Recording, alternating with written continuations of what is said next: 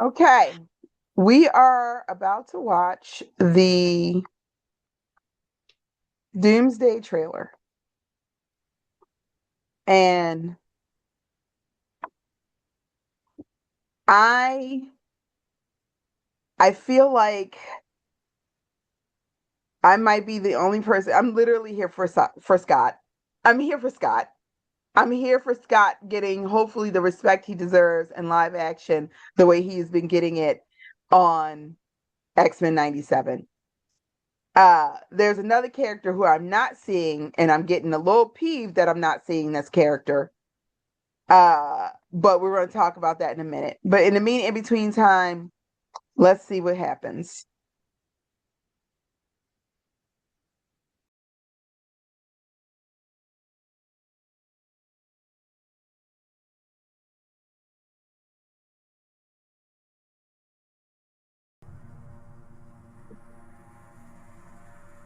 Something's coming. Well, that's definitely an incursion. Something we may not be Hmm. able to deter. Before this day is done, we shall be faced with an unthinkable decision.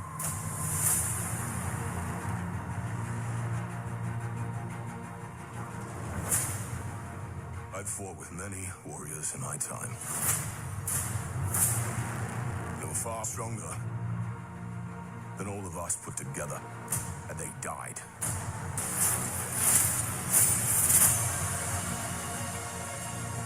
Everything that they sacrifice will be for nothing if we do not stand together. Put aside your petty squabbles. Yes, Mystique. Yes, yes. I presume Show nothing them how except it's this. done. If you return,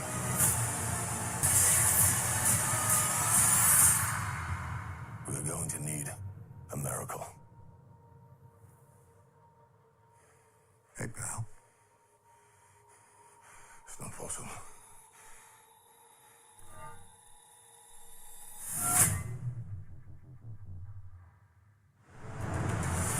Question: why do I see Steve but I hear Tony? That didn't even sound like Steve.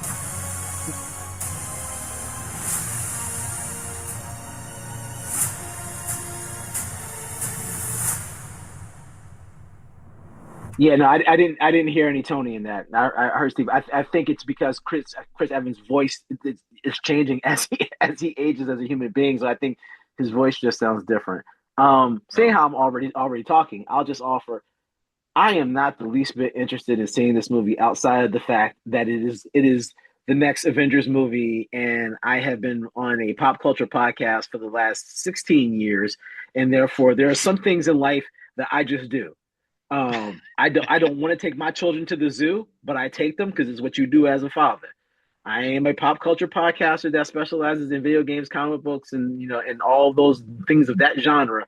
And so therefore I'm gonna go see it. But for the creatives at Marvel, I'm just like it's like picking the storylines that take the most moving pieces to have work and somehow not having those pieces there, having not done the setup for it, because I don't know what the multiversal saga where it was supposed to take us, but I feel like it got off on exit 13, and all of a sudden I'm popping up on exit 25, and I'm like, well, what happened? The hell happened in between? Because the Fantastic Four did not really set up this other than having Doom show up playing with Franklin at the end of the movie. Um, and lastly, it's Kevin Feige has talked about this isn't going to be like a real reboot, but there'll be some new characters, and there's some storylines will be the same. So basically, it's like it's what it is. This is going to lead us to a place that is very Marvel Comics consistent, which is we don't really do a lot of retcons, and we don't really reboot the universe that much. We just change stuff and tell you all that stuff happened, but now this stuff is happening, and that's where we're going. So I think this is a wonderful cast of really talented actors. There's absolutely, in my mind, no conceivable way you could write a script well enough for these many actors to have something meaningful to do throughout the course of the entire film. This is it's like a Saturday Night Live skit turned into a full blown movie with everybody on the cast having a line of dialogue someplace. So having said all that, I'm kind of like, look, you wasted my time with Kang, right? You could have recast the character. You didn't want to do that. You went and pulled the Hail Mary and you went and got Doom. You didn't give me no setup for Doom. So ironically, I feel like I'm in the same place for Doom that I was with Kang. You really ain't give me no setup to be like, this is the next Thanos big bad. You just said that he's the next big bad, which is why I was like, the single most demonstrative, desperate thing of this trailer for me is the I'm gonna catch Thor's, axe with one finger to show how strong I am. I'm like, okay, I don't know what they plan on doing with Doom as a character, but I can tell you that for anybody who grew up reading Victor Von Doom was a nightmarish ass villain because who the hell else fought the Avengers, the X-Men, and did not go to jail? Got caught red-handed. And he was like, oh, I got diplomatic immunity. Or I cast this spell. Or I use this piece of technology. Like, Doom is supposed to be like the Machiavellian, I play four-dimensional chess against these fools. And I'm really feeling like it's much more of a, oh, he just brutal and strong and smart, and that's why he's going to do everything. I won't spoil this movie for you guys because, of course, the spoilers are out there. If any of the spoilers behind this storyline is true, I'm going to throw Mjolnir at the screen while I'm watching this movie. I'll just stop there. You're not allowed to throw Mew Mew at the screen. The one thing that I enjoyed about Darcy Lewis is her naming it Mew Mew because I can't stand that character, but that's a whole other conversation that we don't have time for. Um, so for me, no, you know what? No, I'm gonna throw it to Pete. Good, because I can't be the closer. I look, I just never got in the Fantastic Four like that. I think Doom outgrew them, and that's why he became such a big bad that showed up in so many other places. I mean, Reed Richards is just kind of better outside of a team book. I feel like he always has been. But I just feel like for me, the selling part is like trying to make Chris Hemsworth try to make me feel a sense of doom over doom. Like we had people far stronger, and and we've like, no, you're not selling it to me. You're not selling me the danger of this because I've never seen it. You want to turn Doom into Thanos because you killed off Thanos, and because you don't know you don't want to recast Magneto, and you don't want to really bring all of the X-Men in, or you don't want to see what would happen if the X-Men and the Avengers had to fight Apocalypse, which would actually make me believe Thor when he's like, I'm scared. Because no, we've lost some Avengers, but we haven't lost the most powerfulest ones, and we absolutely have not faced, and the villains that they have faced have absolutely been scarier than Doom if all you're going to do to prop him up is to just make him invincible. That's not an interesting Doom to me. And I don't think they can do anything else with him because you have so many people crammed into this We Are the World Avengers movie where everybody showed up for like 2 hours to do their filming and then went on their way. I don't think you're giving me a Doom that's going to be interesting in the way that he is as a comic book character, where he does play that 3D chess, 4D chess. It's not how dimensions work. All 3D chess is 4D chess because we play it in time. But anyway, but but I just you can't sell it to me. You can't sell to me that this is the big bad. Not when it's entirely possible. We have Jean Grey. We have the Phoenix in a Spider-Man movie as one of the several villains we're going to see. And then, but you're like, no, but you need to worry about Doom. And will it be Robert Downey Jr.? Will it not? I don't even care anymore. I don't care. I don't know why we have Gambit. Look, I loved Wolverine and Deadpool as much as any Rob Liefeld fan, which I'm not, but to bring really Channing Tatum or beefy Gambit, I love Channing Tatum too, but I don't. Why does Gambit have more screen time than Shang-Chi? Why? why are we just throwing stuff at the screen? The screen, there's stuff and where is I'm gonna leave the question for Bell, the big question, but like it's like we brought over some of the X-Men. It's like your friend came over. You got all these Avengers action figures, and your friend had 4 X-Men characters, and not even the great ones. And it's like, hey, now we can cross over. Now we can all play. We'll just throw all of these action figures. Maybe throw some GI Joes on the pile, and we'll call it an adventure. And that's great when you're 10 playing with, your action figures on the floor, but it doesn't make a movie that I want to go see. So that's how I feel. And I'm still going to go see it. That's like Star Wars and Marvel have me held hostage because I'm still going to go see it. Because I still love superhero movies. I still love comic book movies. I still love comic books. I don't think I'm going to like it. And I know that PCU has actually got a gathering of people who are going to go see this premiere. But I'm going to be on Christmas vacation in Oregon. So maybe I can put off seeing it until the new year.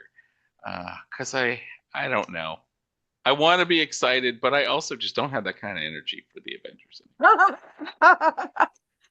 So you two Ant-Man. brought up, yeah, fucking Ant-Man.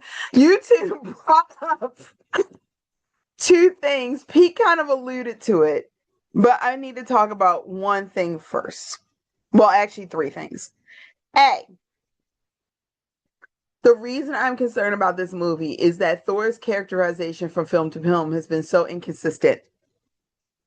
And if you're hinging this whole set of this movie on Thor being the linchpin of the thing, then it would have helped if Thor had been consistently written from one movie to the next. Love and Thunder took the character back 3 steps. That might have been, I really thought The Dark World was the worst of the 4 Thor films, and then Love and Thunder came out, and I was like, oh, it can get worse. It can actually be worse. That movie was so... Anyway, so that's my first thing. And it's not like Chris Hemsworth is not capable of giving us gravitas, because we've seen it in other things. But they insist on making him a buffoon in his other movies and not letting Thor grow up. I keep going back to the first Avengers movie and how supposedly Thor had matured from the events of his film. And yet his first instinct was to attack the Avengers, not knowing that any of them could survive his attack so that he could snatch Loki Every out. time. No clue that Iron Man, and I'm sorry, but Black Widow and Hawkeye are still baseline humans. Slightly enhanced, but still baseline. His attack on that plane could have killed all of them. The only ones who had a chance of surviving were Steve and Tony. And he didn't know that. And yet that's how he performed. That's the first thing he does. But he supposedly matured from that move, from the first movie to this one. We've never seen it. We have not seen Thor consistently grow as a character. It's one of the reasons why people like Loki better. Even though technically Loki was the bad guy in the first 2 movies. And I'm like, and yet over 10 years, we saw Loki grow the fuck up. Each movie built on his characterization than the previous movie. We saw that with Tony. For however you feel about Steve, because Pete and I and Armand are going to forever argue about Steve's characterization in these films because, but the fact remains that the Steve from the first movie we see him in and the Steve at the end of Endgame are 2 completely different people. For good or ill. So you can't have Thor being the linchpin of these films and then of this particular set of the phase, but you haven't given me a consistent characterization. Like, wasn't he long-haired and Grecian and all that mess in Love and Thunder, and now he's back to what he looked like in Ragnarok? So, with Loki and everything else, like my just assumption is he's like, an alternate universe Captain America, which makes sense because if you cover up my parents' death, I feel like you shouldn't be able to catch Mjolnir. I feel like you shouldn't be able to wield something when you're, a terrible friend who eventually gets me killed like almost twice. Yeah, well, that's a whole other So conversation we maybe do not that's have good time that Doom for. is Robert Downey Jr. God, maybe I should be rooting for Doom against Steve. I mean, don't get me started. So that's the first thing. Dropping Secondly, carriers on DC, but you're gonna as, catch Mjolnir. as much as right, please don't get me started. We don't have to.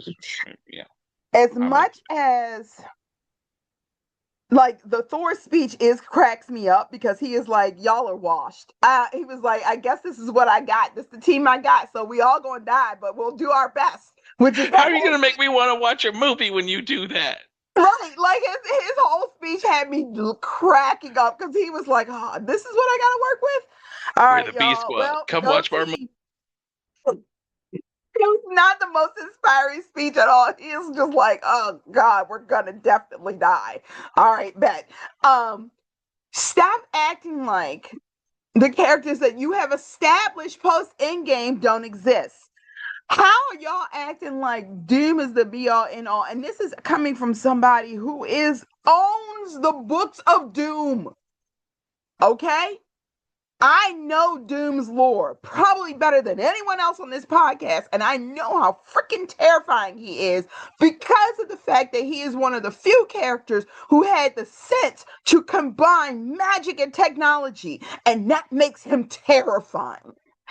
And he's got a grudge the size of Manhattan against everybody. So those things combined makes Doom so scary. That being the case, how y'all gonna act like the characters that y'all have established, like Sentry and Sue Storm, don't exist, who are more powerful than the original Avengers team put together? And lastly, where's Storm? It again. Where's Storm? If the rumors are true, Storm ain't even in this movie. Now, is that because of the incursions? Now, granted, as somebody who read Battle World, and there were some really great things in Battle World, and then there were some really terrible things. A Force, which should have been fantastic and should have appealed to me, and it was just shit. I loved it. Again, the characterizations were all over the place. You like what you did? You say you loved A Force?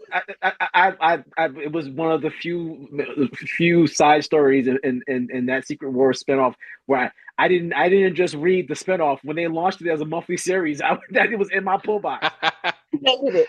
I hated it because the characterizations were not consistent, and that's one of my things. That's one of my biggest pet peeves. I can't. You know that. You know I can't stand that shit. If you're going to do it, then there's two for me for A Force, and this goes back to the overall thing with these movies and why I'm so scared, because the Russo brothers being back makes me freaking nervous because they are real big fans of having characters act wildly out of character to make them fit the storyline as opposed to making the storyline fit around the characters as they were written, as you've written them up until this point. That's why Civil War pisses me off every time I go back. Every time I go back and rewatch it. That's why Endgame and Infinity War low key piss me off when I go back and watch them, because you have characters behaving in ways that you have established that that's not how they think and feel.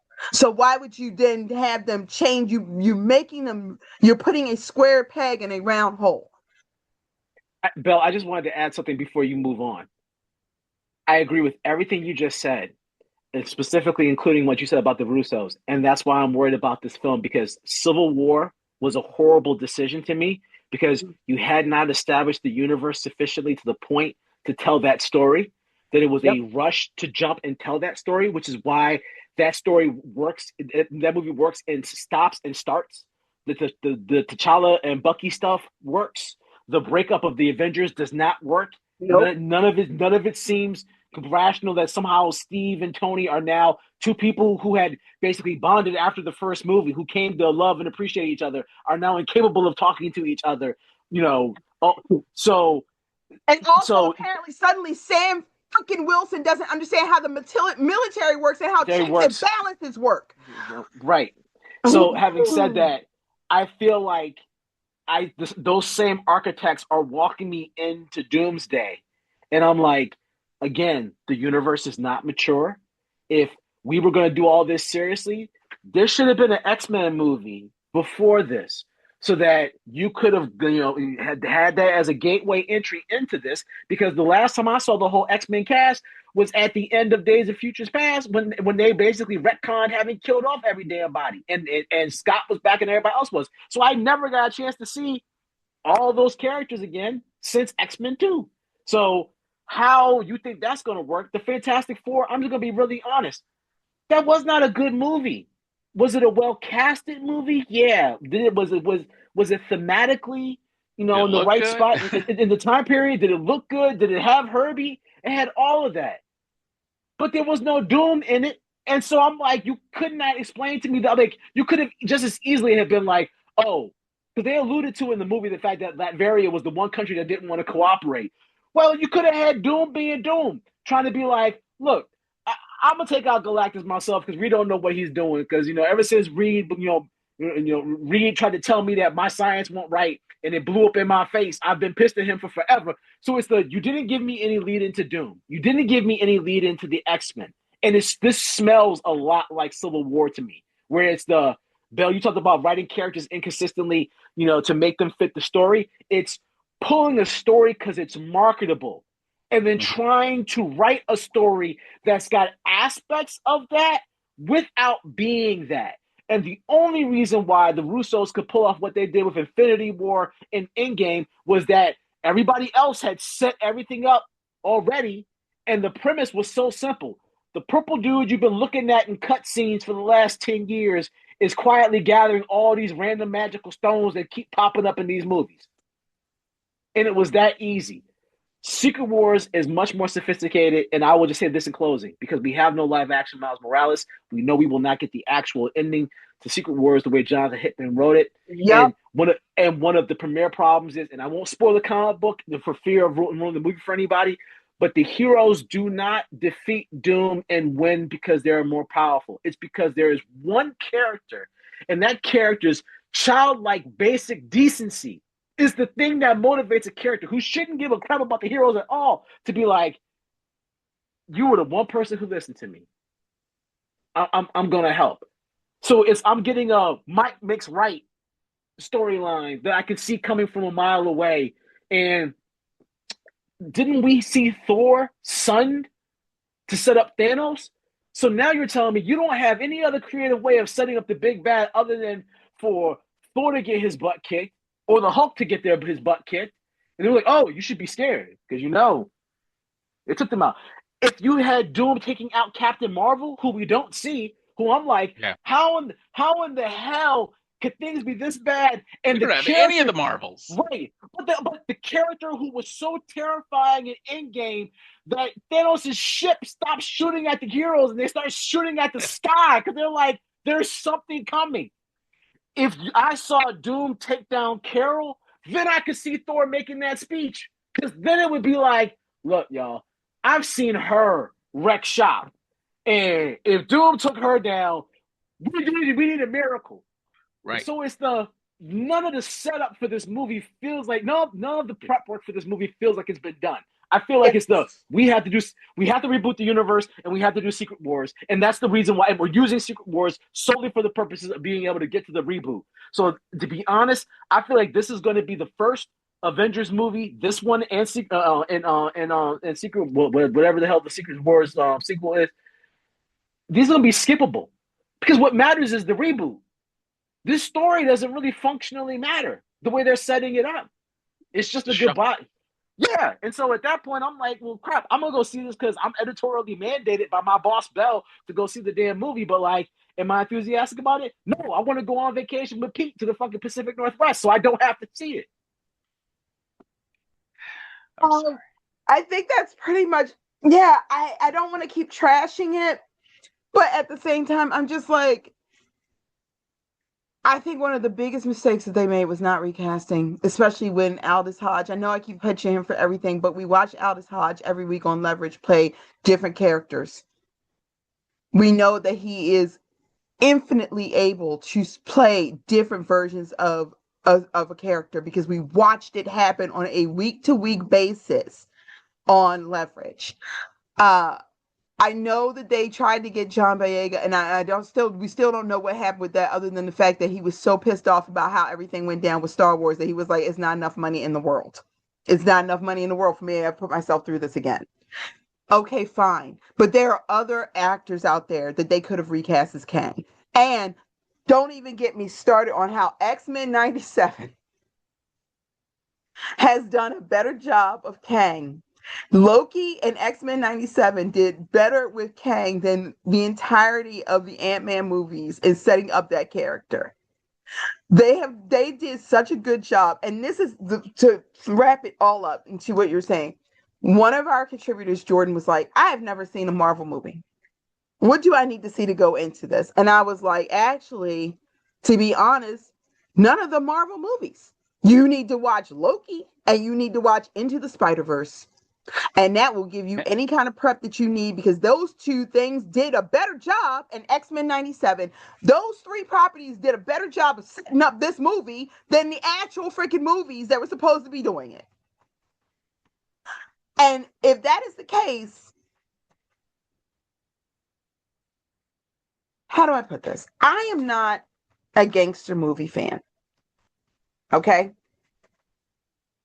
Let me throw this out there. I'm not somebody who's into like all of the Coppola and the Scorsese films, but I have seen all three Godfather films.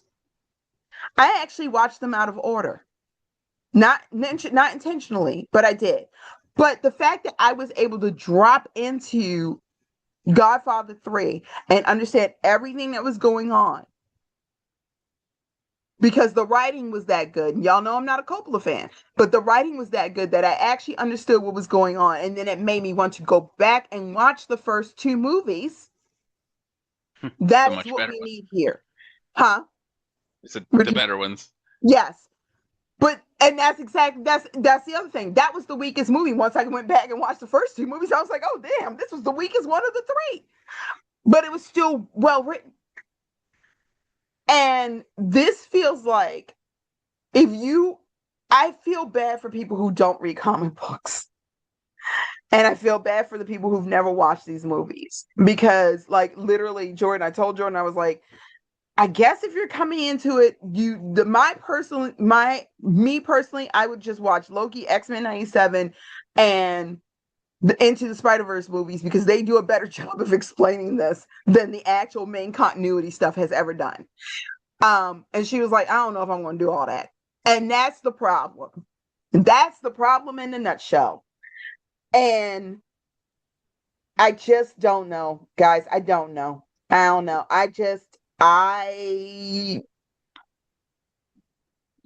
can I add one last thing? See it because we are going to see it. One last thing. Mangas are kicking the living daylights out of the American comic book companies at this point. Now, one of my big things is like, these movies should be a gateway drug. My kids, I can tell you right now, their subscription to Crunchyroll will be the last thing in this house that gets canceled if money gets tight. They go from reading the manga to watching the anime. And what amazes me is I'm like, sometimes it's a 1-for-1 translation. My oldest son has read all of Jujutsu Kaisen. We're going through season 1 of watching it episode by episode. And he's like, "This is amazing." I'm like, "But you know what's going to happen?" He's like, "It doesn't matter that I know what's going to happen. What matters is it's Jujutsu Kaisen and it's good and it's being done well." That's what these movies should be doing. Like, I think people have forgotten when we first started getting these movies, they had free promotional comic books outside the movie theater. So that when you came out, there was here's a free copy of Iron Man. Here's a free copy of this to get you. That was what really drove Marvel. That's what built this Marvel fandom. That people were like, "Oh, you want to understand Iron Man 2? Easy. Let me give you the Demon in the Bottle, graphic novel." And that pretty much covers it. And you can see what it was originally like and what changes they made. And basically, then the movie becomes like a director's cut of the comic book, but there's a relationship between the two. The way that they're doing it now, I don't know how to tell a young person who takes an interest in these characters how to go from that movie to reading the books. The only thing I can tell them is wait till they introduce the X-Men, because I can absolutely tell you they'll do a line for line transfer as much as they can because they understand how much money's on the table for the X-Men. But for this stuff, I wouldn't tell anybody, oh, you gotta go get the Secret Wars omnibus. Oh, you gotta get you a Marvel Unlimited subscription so you can go ahead and read it and catch up. For what? It's not, the Russos are not capable of taking a Jonathan Hickman story and executing it and making it good and believable. I understand that that's a grossly unfair comment, but I'm just going to put it out It's there. not unfair because their track record has told us that. And all I keep thinking is, man, I really wish Michael Waldron had actually been directing this and not just writing part of it. If Michael Waldron, the guy who directed Loki and took us home, can you imagine how he tied all that stuff up? If he had been the one actually directing this and not just part helping with the script? No, I can't, because I did not, unlike you, Loki was not a character that I cared about at all. And I only begrudgingly watched the first season. By the time I got to the end of that second season, I was stunned about how emotional I was watching it, how invested I had become in the character, and how I was like, I don't know that I have ever seen any character go through that level of growth that wasn't like contrived or forced, that it felt perfectly natural all the way through. So I would be looking at them and be like, how the hell could you not get the guy who wrote that? Because Yeah.